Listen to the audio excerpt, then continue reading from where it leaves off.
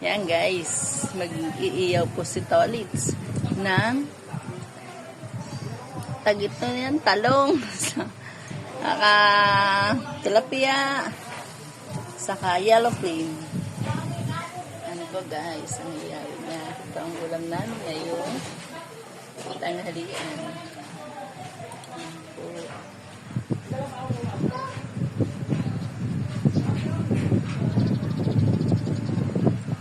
Oh, ganda ng sikat ng araw. Ito ang sikat ng araw natin ngayon na maganda.